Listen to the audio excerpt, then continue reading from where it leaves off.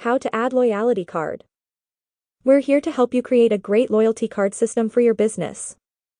To get started, simply click on the Add Card Plus button.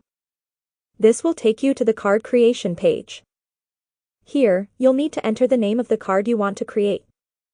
For example, let's say you want to create a silver card. Next, you'll need to set the price of the card. This is the amount you want to sell the card for. For our example, let's set the price at €2,500. After that, you'll need to set the value of the card. This is the amount or points that your customers can redeem on the card. Let's set the value of our silver card at €5,000. Once you've entered all the information, click on the Add Card button to create your card. And that's it. Your card is now ready to use.